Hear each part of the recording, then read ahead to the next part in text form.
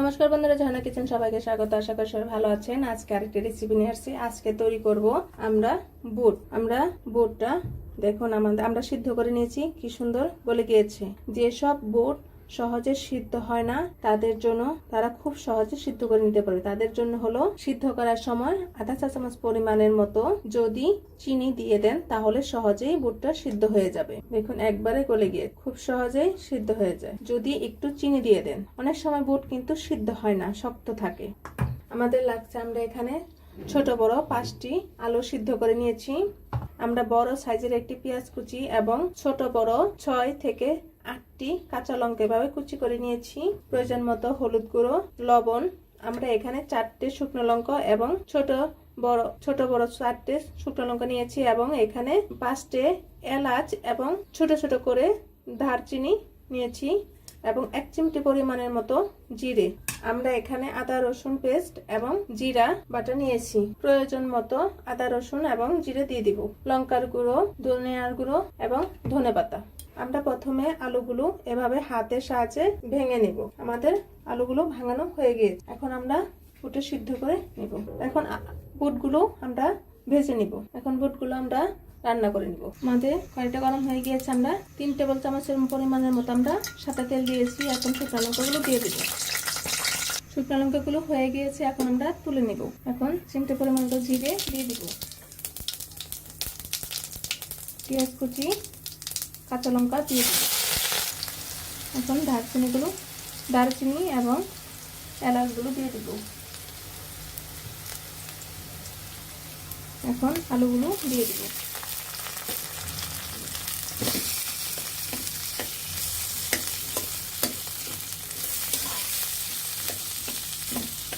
খুব সহজেই বুট সিদ্ধ তৈরি হয়ে যায়।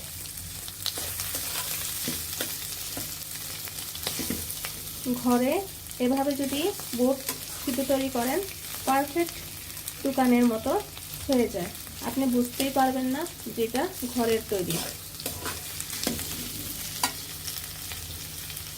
প্লিজ বন্ধুরা, যারা এখনো সাবস্ক্রাইব করেনি তারা প্লিজ একটি সাবস্ক্রাইব করে দেবেন এবং একটি লাইক করে দেবেন। প্রয়োজন মতো লবণ।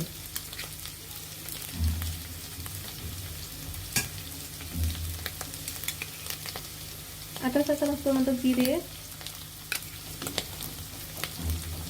1 চা চামচ পরিমাণের মতো আদা এবং রসুন শিলপাটে আমরা বেটে নিয়েছি। 1 চা চামচ পরিমাণের মতো হলুদ গুঁড়ো,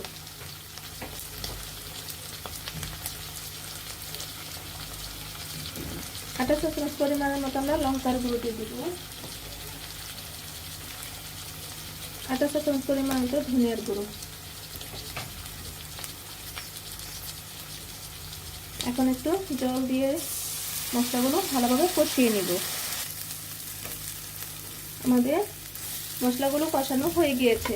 এখন আমরা বুটগুলো দিয়ে দিব।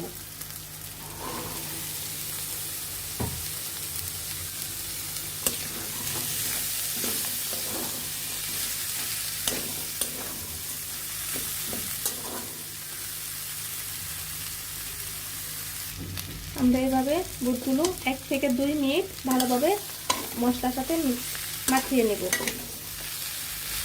খুবই মজাদার এবং খুবই টেস্টি একটি রেসিপি।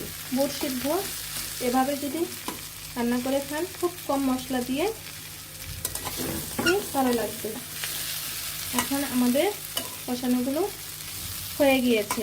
এখন আমরা ধনেপাতাগুলো দিয়ে দেব।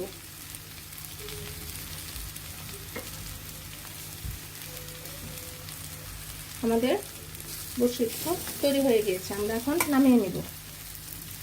দেখুন বন্ধুরা, আমাদের বুট সিদ্ধগুলো কত সুন্দর হয়েছে। দেখতে যেমন সুন্দর, খেতেও অনেক টেস্টি হয়েছে।